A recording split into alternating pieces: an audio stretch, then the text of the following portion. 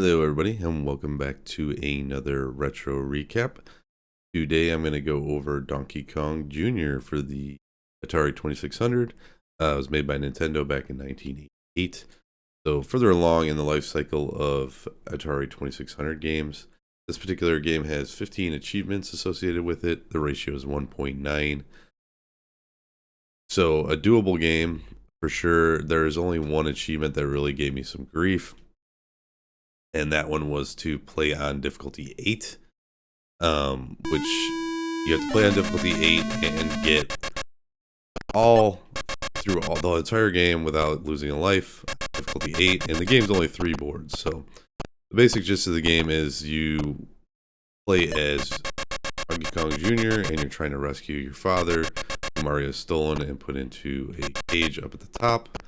And you're trying to avoid these rivets or whatever he's throwing at you and try to get the key to unlock him. The faster you go through the boards, the more points you get.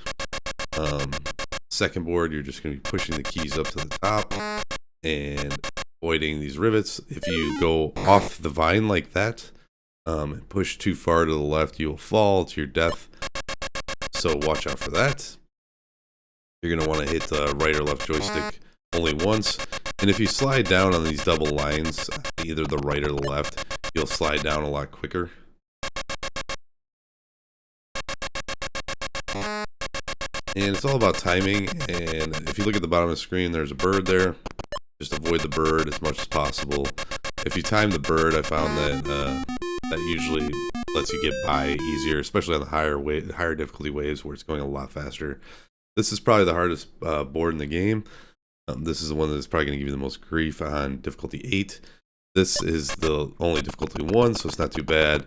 But basically what you want to do is avoid these rivets that are coming in a patterned way, and they speed up and change patterns in each difficulty. So by the last difficulty, they're going very, very, very fast. And what I recommend for that is just creating a save state and going through and just repeating it over and over again until you get it down pat. And then going back and doing the invincibility achievement all on one playthrough.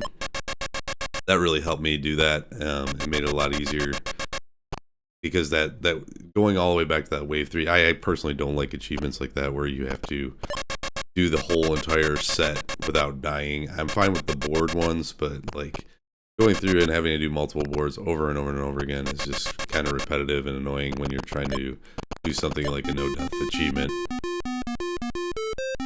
But that is the basics of the game, and I will post my run through on my Invincible so you can see exactly how I did that and exactly how I handled the rivets for that. More about like figuring out there's a little gap when you go up on the right or left hand side that you won't be hit at a certain time when the rivets come down. As long as you hit that gap every time, you should be good to go. I will also post my speedy run for the last board and the 50k run, just because those were two that I did after the invincibility one. I went for the invincibility first and then did, the high score runs and all that later. These first couple ways, you don't even have to try that hard to avoid these things, but once you get to about wave 4, the timing can get kind of weird on these, and that's where you're gonna run into problems. So this is just a basic run through, and I hope you enjoyed it. And if you did, died right there at the end. If you enjoyed it, leave me a like and subscribe, and I will see you later. Enjoy the gameplay.